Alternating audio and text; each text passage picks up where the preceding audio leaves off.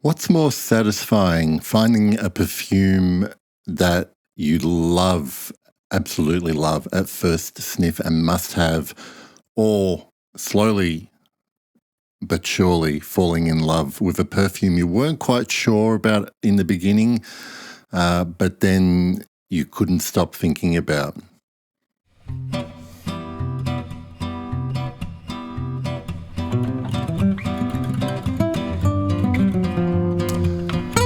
So today I was wearing my Leather Jardin from Zara Perfumes, composed by Joe Malone of the Joe Malone fame.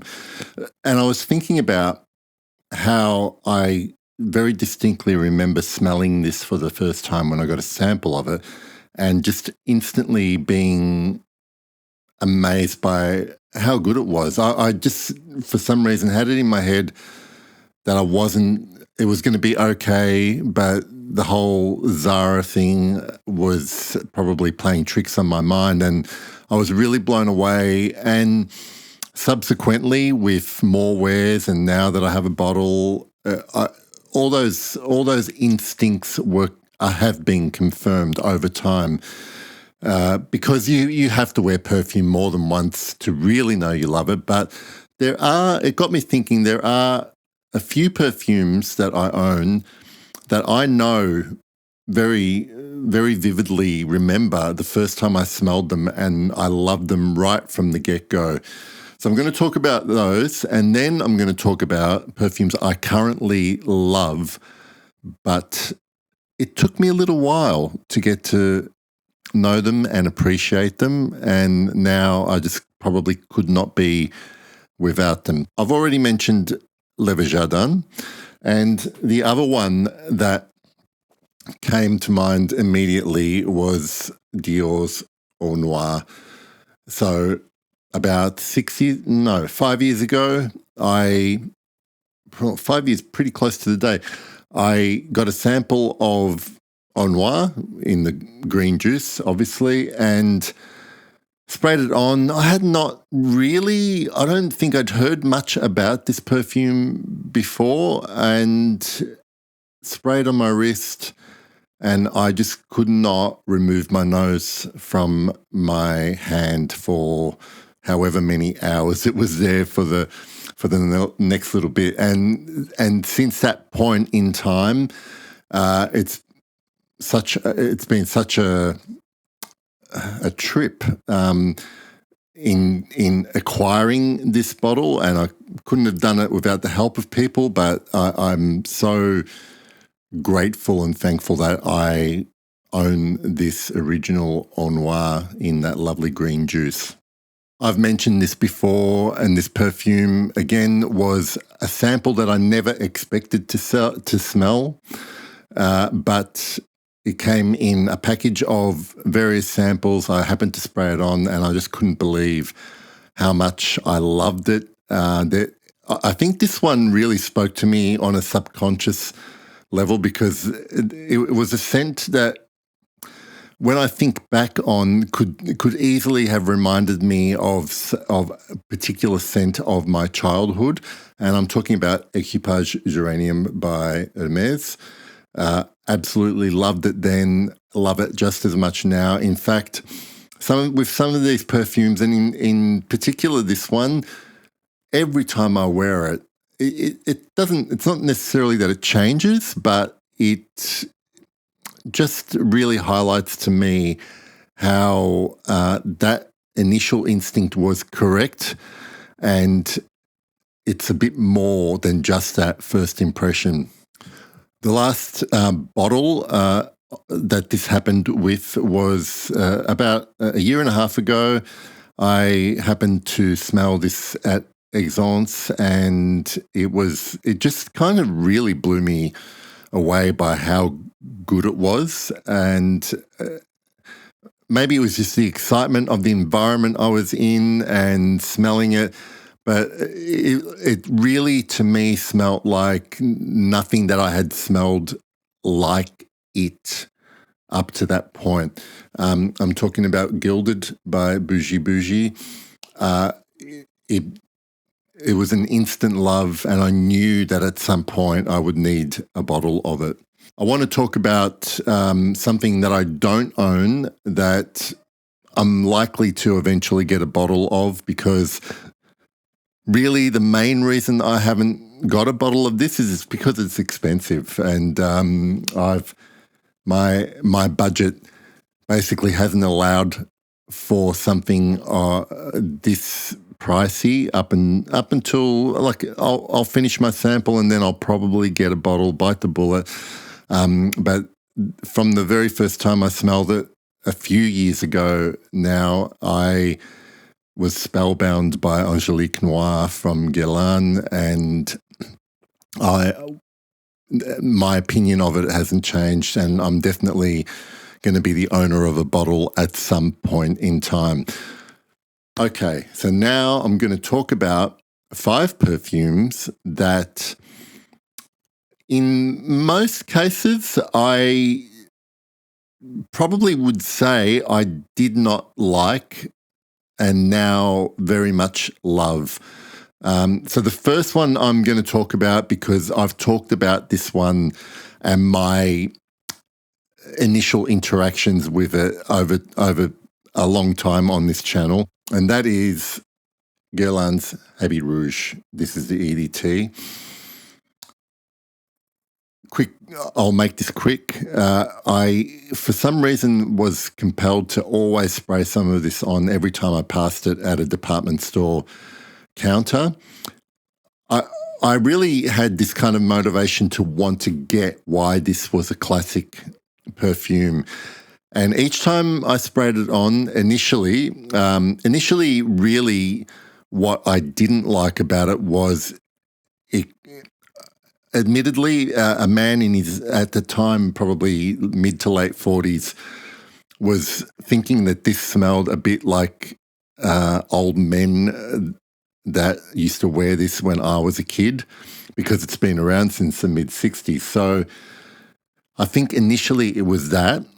And then I think I went through a phase of thinking that this was a little bit dated and not modern smelling. And once I got over this silly limiting mindset, I sprayed it on one day and it all just clicked. I can't explain it. I went from disliking it to not understanding why I don't like it, to all of a sudden just this is featured very prominently in a lot of my top 10 videos, and there's a reason for it, because even in this iteration to this day, it's still a beautifully, I find, quite complex perfume that only really Guerlain know how to do, and that's why I love it. The other big love of mine currently is a perfume that I also got a sample of, and I wore this when I went away on a trip to Italy. I just brought it along as a sample. I knew the weather was going to be warm, and I just would have something to just spray on and then throw my sprayer out when it was empty. That happened to be Séville à l'Aube by L'artiste and Perfume. Now, this has turned into a big love of mine. It is sadly discontinued. I am so grateful I have this bottle. I think in the case of this perfume, and probably the ones I'm going to be talking about after this, I just did not recognize this as something I'd ever smelled before. I thought the combination of notes I was smelling was really unusual. In fact, it is the case with the ones I'm going to be talking about, well, at least one of them. And so it's almost, I'm trying to think of a kind of analogy here, but maybe almost like going to a foreign country with a culture that's very different to your own, and then once you immerse yourself in that culture and you realize how wonderful and beautiful it is, and that's how I kind of felt with Séville à l'Aube. I let it seduce me, basically. And so the other one that this also, I had a similar experience with. When I first smelled this perfume, I think I just didn't like it because essentially there's the main notes of this perfume are notes that at the time I wasn't a big fan of. And I'm talking about Memoir d'une odeur by Gucci. Chamomile, almond, this bitter almond note, and jasmine are the main things I get from this. And there is a nice sandalwood in the base. But again, as with Sevilla Lob, Memoir d'une odeur basically cast a slow spell over me. And I smelled it that once, and then a long period of time passed before I happened to get another sample of it as part of a sample pack. And I re-smelled it, gave it another chance, and I was slightly influenced, obviously, and I just, again, basically looked at it in a different way and realized that I was falling for it, and that's why I ended up having a bottle of it. I suddenly got a bit of FOMO about it being discontinued, and I raced out to get one, and I'm glad I've got that one too. The most recent one that this has happened with it was a shorter space of time. So more recently, I got a bottle of Kinesi 10 by Kinesi, and the first couple of days that I sprayed this on, because this was a bottle that was sent to me by a subscriber, so I didn't buy this. This wasn't a blind buy. I'd always wanted to smell it and try it, but the first couple of days, I thought, oh, I'm probably going to have to give this away, or, I wasn't going to wear it. But because I forced myself to wear it several days in a row, I'm a bit of a self-punisher in that way, especially with perfumes I don't like. But I want to always be sure and wear them several times. Like the first 2 days were looking bad, and then something in the third day, maybe when it dried down, I particularly fell in love with the dry down of this perfume. And then by the end of the week, I was looking forward to spraying this on in the morning. So this one really turned me around in a very short time. And it probably is the equivalent of getting me drunk in a bar. But that was Kinesi 10. And the sample, the bottle that I don't own, that took me a while was a slow burn and took me a while to appreciate, was Celine's Night Clubbing. I had tried this a couple of years ago, and I think the problem was that I had tried it along with several other Celine samples.